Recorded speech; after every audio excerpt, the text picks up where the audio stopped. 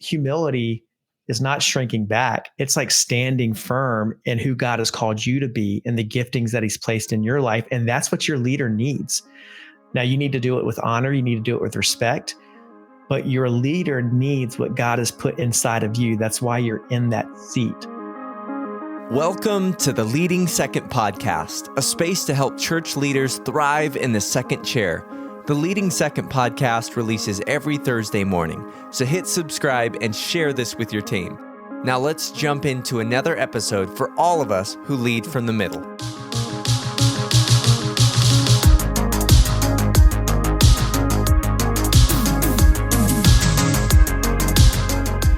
Hello and welcome to the Leading Second Podcast. This is a space to help church leaders thrive in the second chair. If you find today's episode helpful, you'll want to get the episode guide that we've created for each episode of the podcast that you or your team could go through, and you can find that at leadingsecond.com/podcast. And if you want to help us make some noise about the podcast, you can share it with your team, post an episode on social media, leave a rate or review. It all helps to help build the tribe and help more leaders as they build the church. For today's episode, I'm honored and excited to welcome back Wade Joye to the podcast. Let's jump into the conversation. Well, Wade, welcome back to the Leading Second Podcast. So glad to have you back. Thank you, Brandon. I'm really, really stoked to be here. I loved my time last time with you and been looking forward to coming back. It's going to be even better the second time. I'm better. I'm so excited. We love you.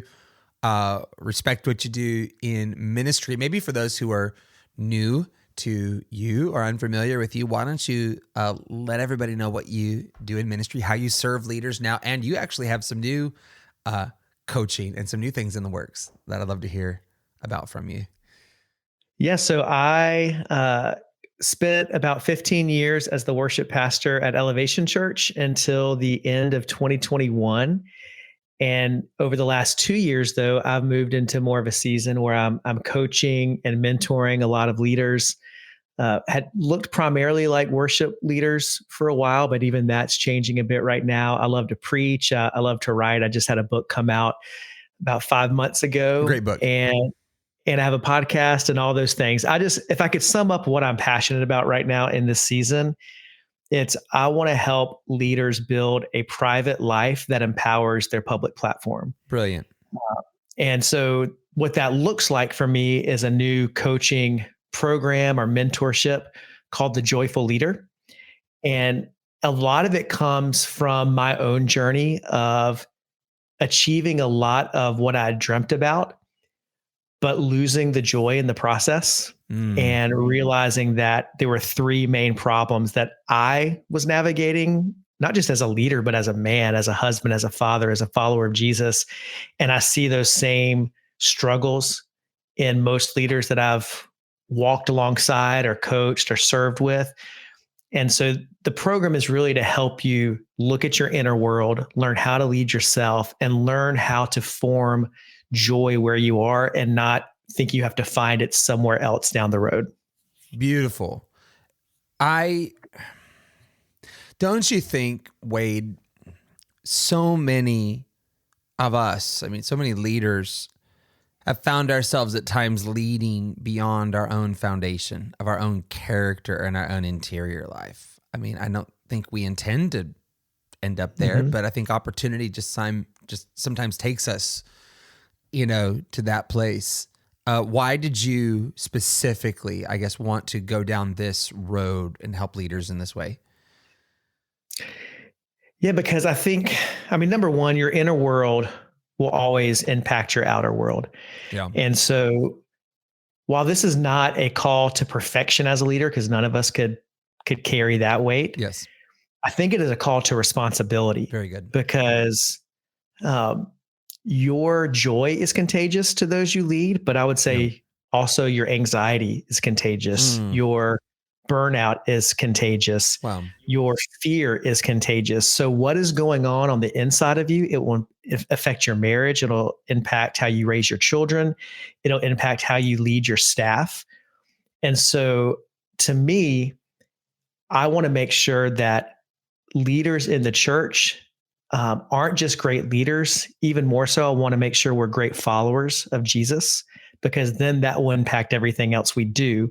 And once we're willing to do the hard work of actually leading ourselves and confronting some of the realities that we like to hide, I think then we're able to lean into even our weakness and how we lead others and become more effective leaders. That's why I say, like, I think your private life, even though I really don't believe there's a dichotomy between your private life and your public life, it's all one. I think the practices that you have in private and how you're present with your priorities and what's most important to you, all of that is the foundation from which you actually do ministry in a way that has long-term legacy, impact, that leaves others better than you found them.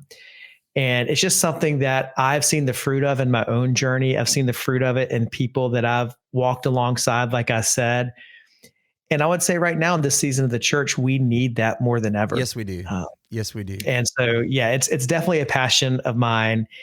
And I think we think sometimes that joy is a soft word, or it's like I want to be a strong leader. I want to be a decisive leader. People don't think of, I want to be a joyful leader. But I think if I was just going to give your listeners or whoever's watching this some homework, go read Psalm 112 in the New Living Translation. To me, that's like the picture of a joyful leader. And that's the kind of life I want to live. That's the kind of example I think we need in the church right now. And I think a joyful leader is that they build better teams. I think they actually build healthier cultures. And I think they live more fulfilled lives. And joy is not a temperament. It's not a personality type. It's a frame of mind. It's a focus. And it's a determination of, this is how I want to build my life. Beautiful. Beautiful. Well, we are going to go deeper into that subject in our conversation on Leading Second Plus. So anyone who's interested in diving into that, I'm excited for you to hear more from Wade on that.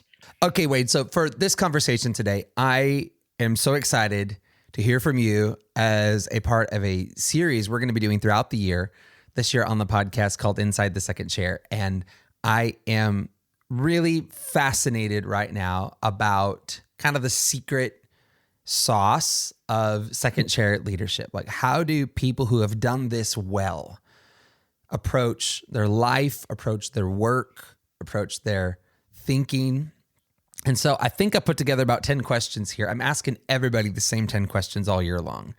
This is maybe my personal research project. Help me, sir, figure this out a bit more. And I respect the season that you had in the second chair. Of course, you serve leaders now in a different capacity, but you had, a lot of years at Elevation, and you can certainly speak about that. In fact, maybe let's start there. Tell us about the years that you spent in ministry in the second chair. How many were there? What was your kind of primary role at Elevation when you were there? Yeah. So even to back up, before Elevation, I served for 3 years as a youth pastor and contemporary worship leader at a Methodist church in South Carolina. Great. And a lot of the lessons I learned there helped prepare me for second chair leadership at Elevation. But like I said, my title was always worship pastor at the church, even though what I did changed multiple times a year, I feel like, in my focus area. But primarily, I worked hand in hand with Pastor Stephen and served on the leadership team and really tried to bring his vision for the worship experience and the worship ministry to life. And sometimes, or most of my time, that was very hands-on with weekend service programming, helping, like I said, enact whatever he had the vision for his sermon, but then also very hands-on with worship culture across all locations, and then ultimately helping build and lead the record label and Elevation Worship. So different seasons, I focused on, one of those aspects maybe more than the other. But then also, just like I said, on the leadership team, helping make decisions along with some other really great leaders about the future of the church and about strategy. And yeah, it was it was always changing because the church was always growing and facing new challenges. And a lot of times, I would say most of the time, felt really over my head and just asking God for wisdom. But we had a great leader in Pastor Stephen and Chunks Corbett. Yeah. And so I really was grateful for my time there and what the Lord allowed me to help build.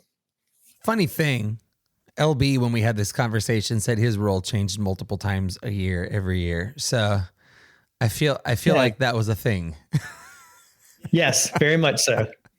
That's awesome.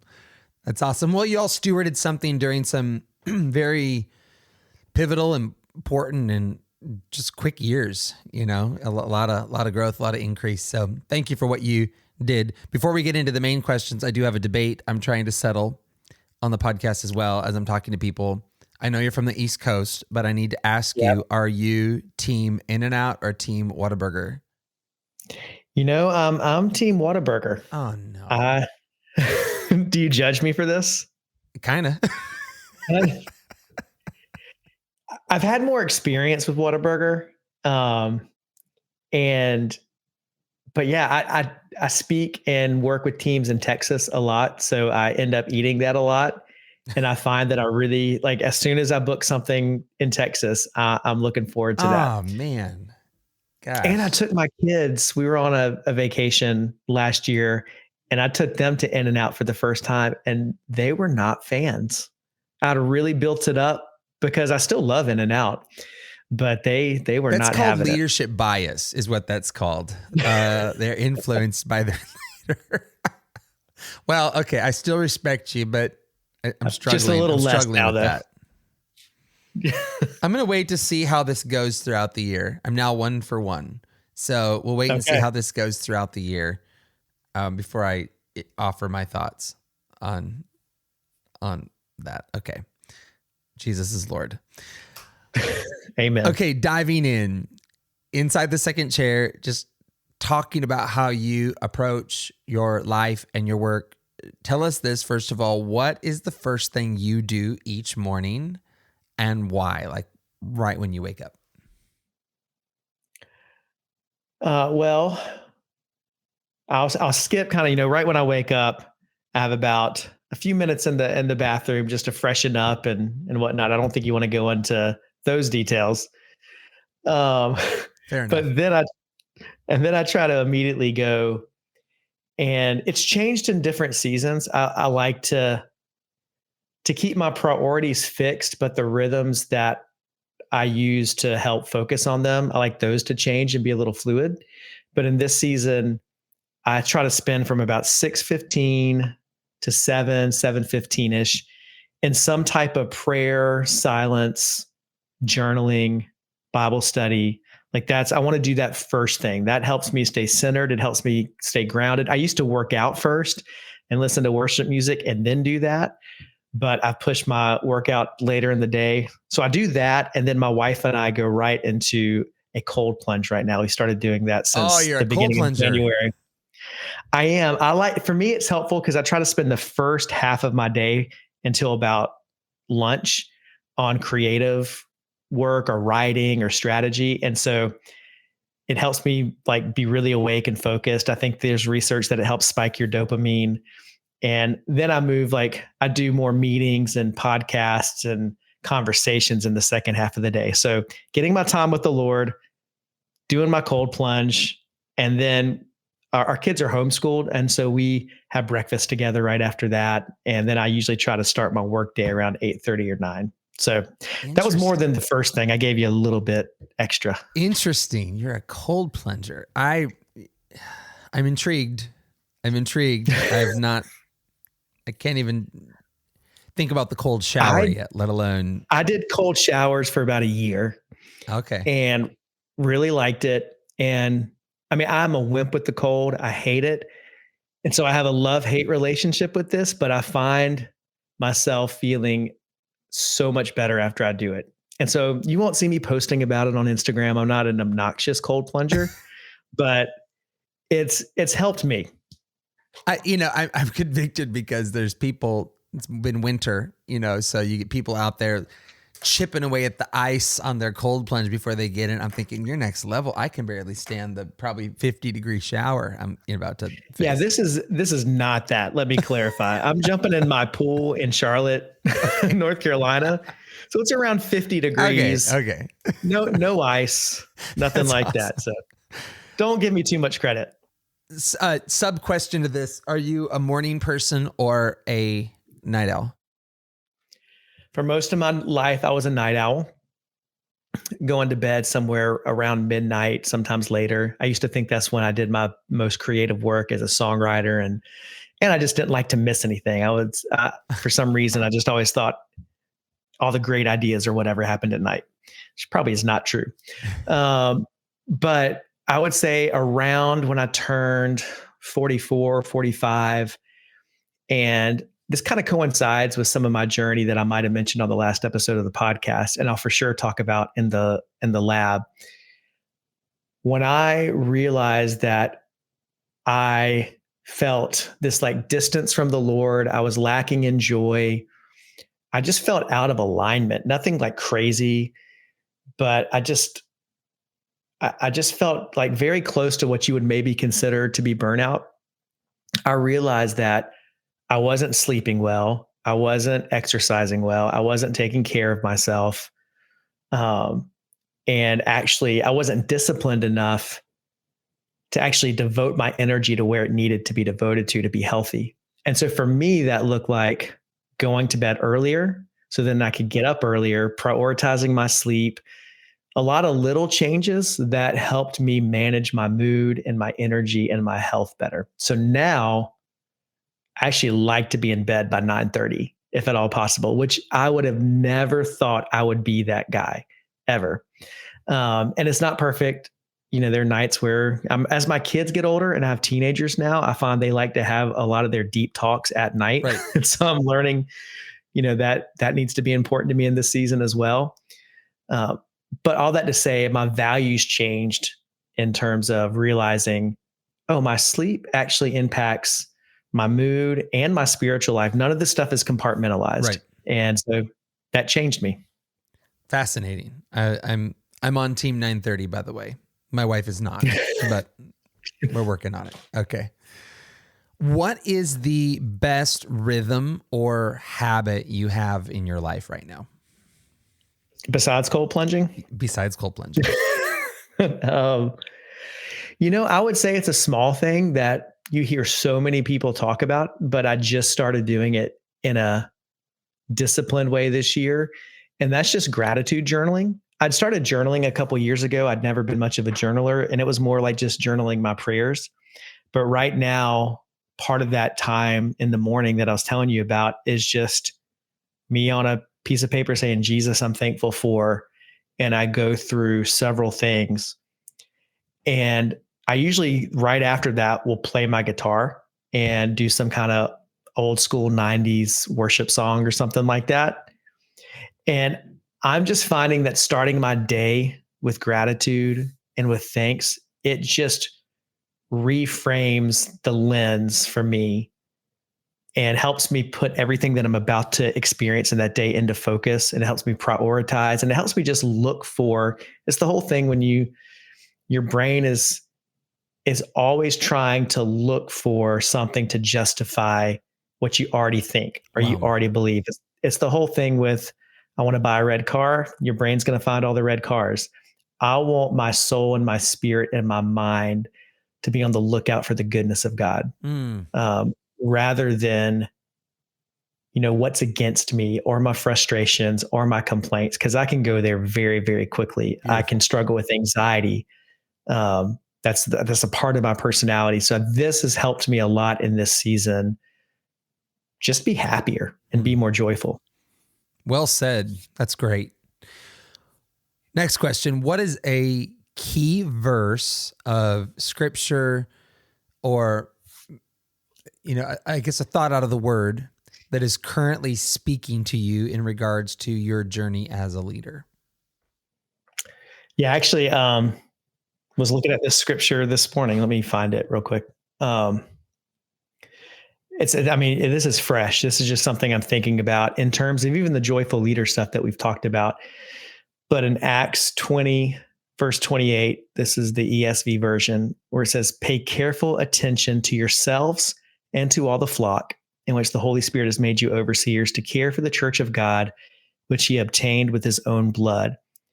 And I love the pay careful attention to yourselves and to all the flock. I think as leaders, it's easy for us to focus on paying attention to the flock, Yeah. and paying attention to the strategy, and paying attention to the budget, and paying attention to all these other things. But here we're called to pay careful attention to ourselves as well. And that's part of what I do in the mornings too, is like in silence, is like, God, what do I need to pay attention to today about myself? What patterns do I need to make sure I'm correcting, I'm repenting of, Beautiful. I'm conscious of? And so, yeah, right now I just say learning to pay attention. Beautiful. I love that. What is a verse or a thought of wisdom that you'd want to share with a leader to help them navigate life under authority? As second chair leaders, we live and lead under authority. And I feel like that's a topic that's being debated hotly by the world right now. So where do we anchor ourselves in wisdom or in God's word around life under authority? Yeah, the first thing that comes to mind is sometimes we think being under authority means hiding. Um, and so we're the person in the second chair. So we're just going to kind of shrink back and, not really share our opinion, not really step out in anything that God has put on our heart, or not really bring something to the table for our senior leader. But I think humility is not shrinking back. It's like standing firm in who God has called you to be and the giftings that he's placed in your life. And that's what your leader needs. Now, you need to do it with honor. You need to do it with respect. But your leader needs what God has put inside of you. That's why you're in that seat. And so don't shrink back, like lean into the challenges, lean into the conversations that need to be had, lean into bringing solutions. And I think it's very easy to just get comfortable, to coast, like I said, to hide, to not share something that needs to be said in the appropriate way. And so I would say that's one thing.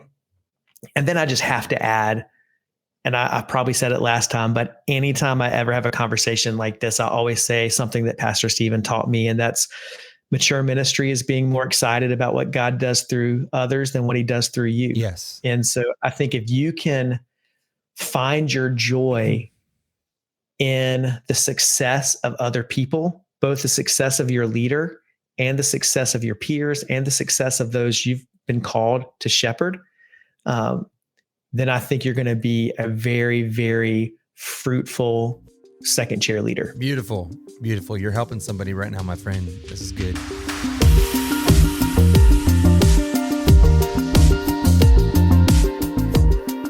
Hey there is a great resource that we have available for you, a space online for leadership development called Leading Second Plus. These are online courses to help church leaders thrive in the second chair. There is a tension when you're leading from the middle, and that's why we've created this space for leaders just like you who want to get it right for their pastor and develop their skills and wisdom so they know that they're winning in their role. You'll be able to get new content regularly, anytime, anywhere from world-class leaders, and you'll get exclusive second chair leadership development content from our library. We're happy to offer a 7-day free trial on us, so if you'd like to find out more, you can go to leadingsecond.com to take your new step in leadership development. So here's an interesting question. What do you hope your pastor or leader would say about you? Now, take yourself back to, your previous role. This is not a people-pleasing question. This is really just a question of how would our leaders assess us? What would they say about us and the way we approach our work? What would you have hoped I guess, Pastor Stephen or a leader in your life would have said about you in the second chair? It's a great question. A couple things come to mind, but I guess the main one would be something that I used to take as something I didn't love, and now I've learned to love it. And that is, I would want them to say that I'm consistent, because I used to like hear that on my evals at the end of the year. Wade, you're just so consistent.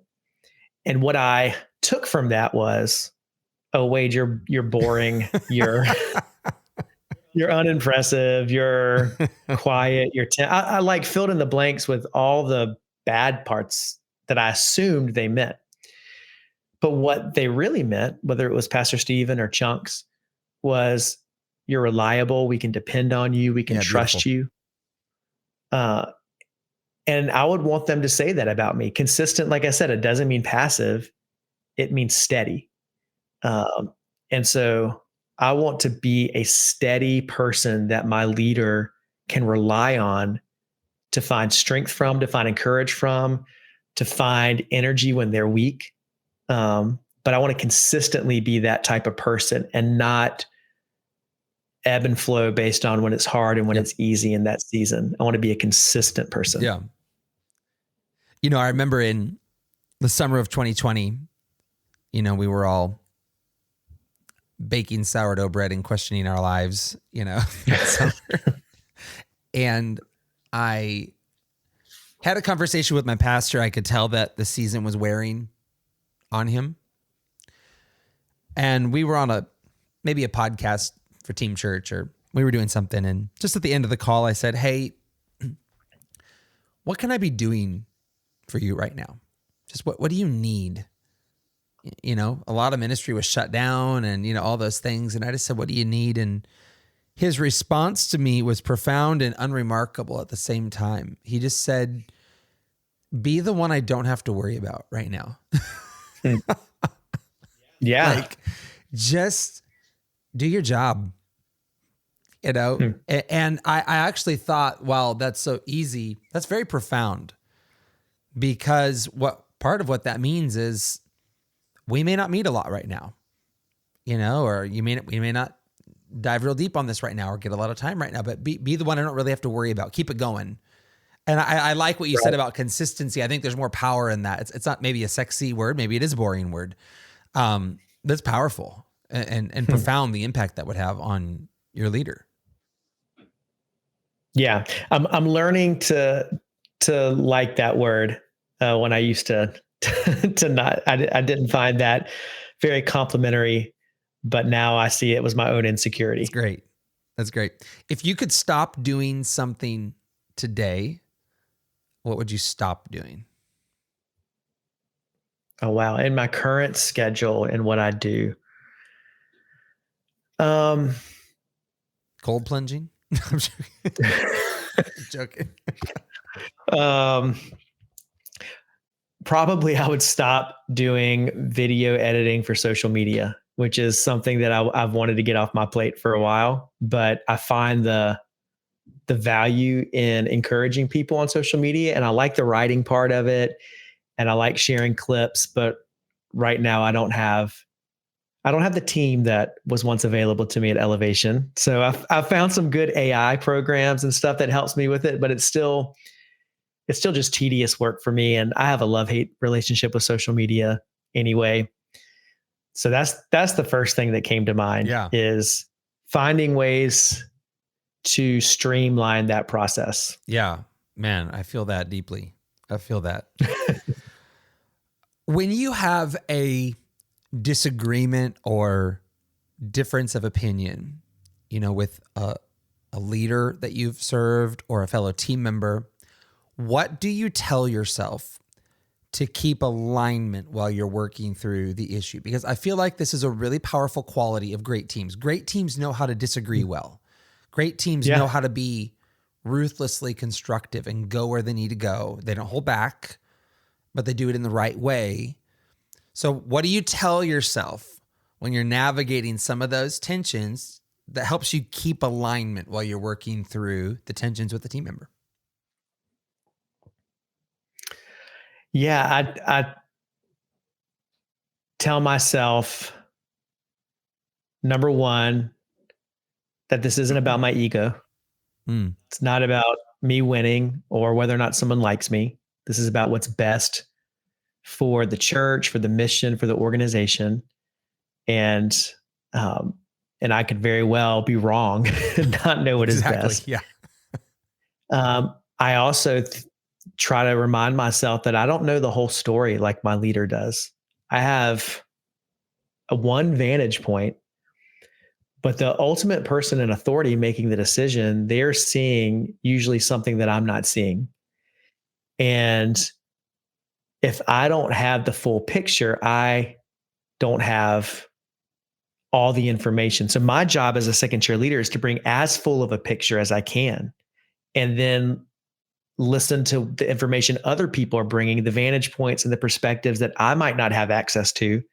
And then once we get that all together collectively, then we can wrestle and try to, like, not physically wrestle, but we can actually like try to figure out what is the right decision, what's the right way forward. And when it's someone else's decision and it's not mine, I have to trust that they are valuing my opinion, but more than anything else, they're seeking God about what they believe the Lord is calling us to do as a team and as a Yeah. church. And then my trust in them reflects my trust in the Lord. Not saying that person has 100% clarity from God, but if I'm doing everything I can as a leader to be proactive, to bring my solutions, to bring a well thought out argument, then I have to trust that I've done my job, and I will do my best to carry out whatever the decision is, and trust that God works through all of it to help us discern his will. Great. Good answer. I love it.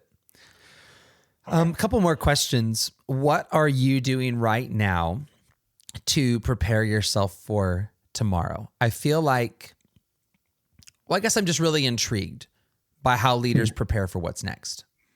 And if you're like me, I kind of always have an eye on where's this whole thing heading? What's it going to require of me and my family? Just how do you prepare for what's next? Yeah. So there's a few things that come to mind. Number one, I'm trying to shift even how I exercise more towards longevity now that I'm 47, because I want to have energy for the next several decades and I want to be there for my grandkids. So I'm like, that is a very like present thing in my mind right now, while I still have a lot of energy. A friend of mine recently said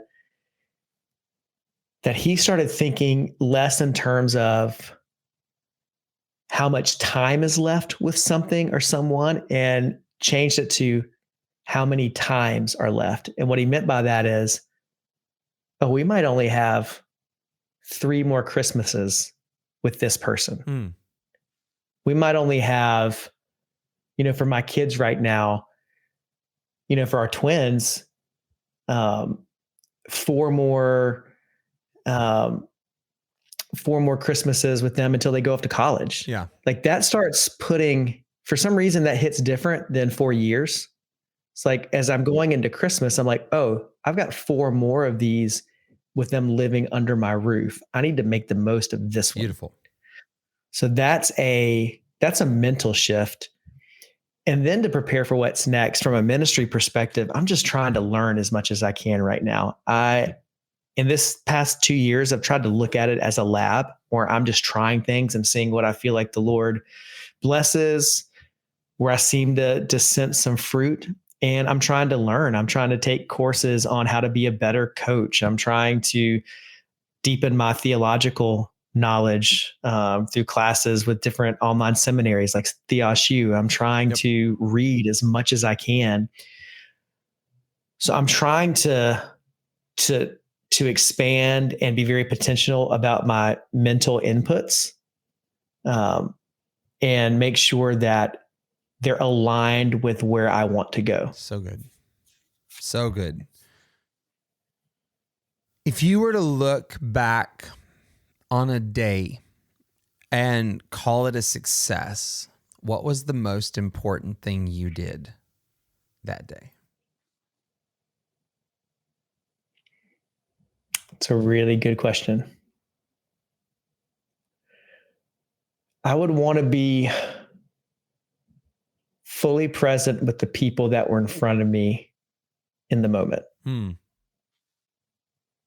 whether it's my wife, whether it's my daughters, whether it's the worship leader I'm coaching, whether it's um, the person that I happen to see randomly at church and they're telling me about their day. I don't want to be so caught up in where I think I need to be and the dreams or the goals and our ambitions I have that I miss the gift that is in every day and in every moment. Yeah. And I think that goes back to so much of when I'm thinking about becoming a joyful leader. I think a joyful leader is a present leader. And so I'm trying to learn how to be more present. You know, something I've respected about what you've said today, it's hitting me, is that your answers, a lot of your answers today have taken us down the road of being real people focused over achievement focused. And I think that's interesting. I was talking to somebody the other day about 40. I don't know if you noticed this. I noticed that ministry really started to shift for me at 40. I'm 43 now. And at the closer I got to 40, I think the more I could authentically say that I was as excited about others' success as I was my own. Mm-hmm. You know, it's almost like ministry felt more like fathering. I don't know if that makes sense, but it's like the whole thing changed. Did you experience that? Because I feel like, you know, I'm still ambitious, but it feels different now. Yeah, I mean, I'm still ambitious too. Like I want a lot of people to read my book. Right. I want people to listen to my podcast. I have those goals. I do think I'm getting better at wanting that because I think it's going to help people. Right. Although I definitely have my share of selfish ambition, but the older I've gotten, I am finding that I love seeing other people flourish and walk in their calling. Yeah. And I'm learning how to diversify my satisfaction beyond what just I can do and to realize that I can invest in other people's accounts Yeah. and find joy in watching them succeed. And I think that's actually it's how we're wired. Right. There's an author. He's also I think he's a professor at Harvard, Arthur Brooks. He teaches on the science of happiness. And he has a book called From Strength to Strength. And he talks about how your brain is wired in the first half of your life. It's called fluid intelligence, to where you're great at learning new things, at having creative innovation, at just grinding and achieving, so much success on your own that's based on your own skill and knowledge. But everyone's different, but somewhere in your 30s, that starts to taper off, but your crystallized intelligence starts to grow. And then that peaks as you get into your 50s, 60s, 70s. And that's when you're able to take all the different things you've learned and all the skills you developed over your life, and you're able to synthesize and find patterns. And then you find joy and you excel in mentoring and teaching others and becoming more that father figure. And what trips people up is when you're in your 40s and 50s and you're still trying to play on the fluid intelligence scale. Wow.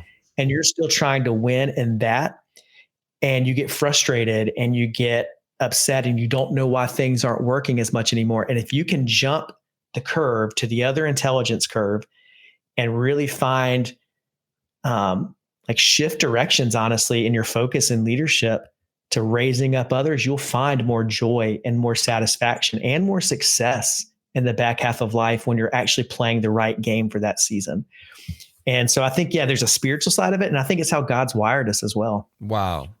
That's great. I hadn't heard that. I'm gonna read that. That's interesting. Yeah, from strength to strength. Strength to strength. Got it. This has been fun. I got one more question for you, and I'll let you land the plane here today. how do you define success in leading from the second chair?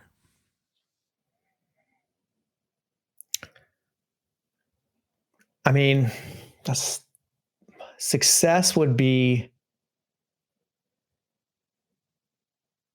have I been faithful to fulfill my assignment? And so whatever that assignment is, number one, from God, but then through my leader, have I not just checked the boxes, but have I left that program or that ministry? Am I multiplying it? Am I leaving it better than I found it? Am I bringing all of myself to it? I'm learning less and less. Yes, there are metrics to it, but at the end of the day, have I brought as much of myself as I possibly can to make it better? And at the end of the day, if I can say I did that, then I can trust God more with the outcomes. So success was less about, okay, look at this book. This isn't so much second chair leader, but success is less how many copies has it sold, and it's more of, do I feel like I really was faithful to steward the message God gave me to carry in that book? Right. And I think you can take that and apply it to everything, but that's how I'm looking at success now. Beautiful. Wise words today, my friend. Thank you so much for Thanks, Brandon. pouring into us today. We love you. It's been fun.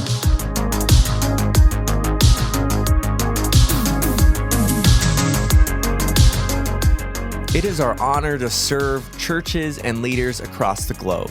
We equip ministry leaders with the coaching, events, and resources needed to embrace their calling, get it right with their pastor, and lead in an uncommon way. Visit our website, leadingsecond.com, to learn how we can come alongside you as you lead from the middle, from the second chair, for the second chair.